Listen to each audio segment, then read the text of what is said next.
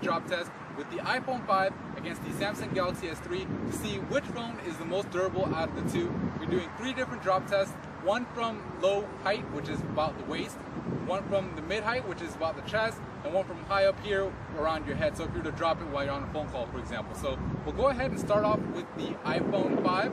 We're dropping all of them face down, which is pretty much worst case scenario. We're dropping it on pretty much asphalt over here, so it's not going to be as bad if you were to drop it indoors on a finished flooring. But anyway, we'll go ahead and start with the waist. So 1, 2, 3, 3, 3. Alright, so here's the iPhone 5. It looked like it fared pretty well in this initial drop test. The screen's still working, and if you look around, not too much of noticeable damage, only along the left side. Basically right over here you can see the scuff marks along the left edge of the phone, but not too bad. Let's go ahead and do the mid-height drop test. Alright, so it fared pretty well on that low drop test. Let's do the mid drop test. So right from here, 1, 2, 3.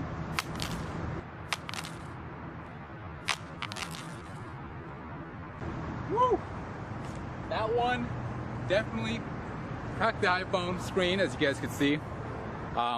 Looks pretty bad. I mean, the screen is still working, but definitely is cracked. So didn't do that well on that last drop, but everywhere else looks pretty good. That one dropped directly on the screen, so you guys can see the screen's still working, but it's cracked on this right top edge. Let's go ahead and do the high drop test. Alright, so the screen is a little bit cracked, but the display's still working. We'll drop it from right over here. So 1, 2, 3.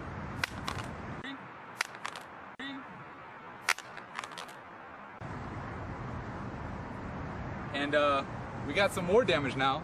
So this time, if you look along the left edge, you can see you got another crack. It's kind of peeling off. I feel if I rub my finger hard on it, I might cut myself. But screen is still working, so, and the back is perfectly fine. So let's go ahead and check out the Galaxy S3. Alright, so now it's the Galaxy S3's turn. We'll start again from the low hip. So 1, 2, 3. 3, 3.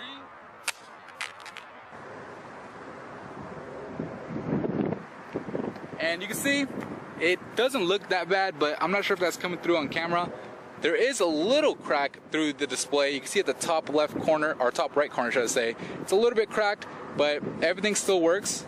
And you can see it's still working fine. Everywhere else on the phone is pretty much free of any damage. So we'll go ahead and do the mid drop test. Alright, so we have a little crack on the top right. Let's go ahead and see what happens when we drop it from here. 1, 2, 3. 3, 3. And that one landed flat dap on the screen, and you can see completely shattered. I'm not sure if the screen is working.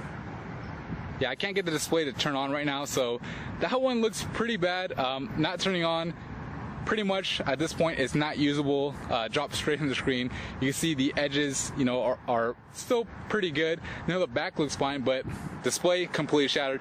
But just for the heck of it, let's go ahead and see what happens if we drop it from, my head. Alright, so the screen is completely shattered. We'll go ahead and drop it from here and see what happens.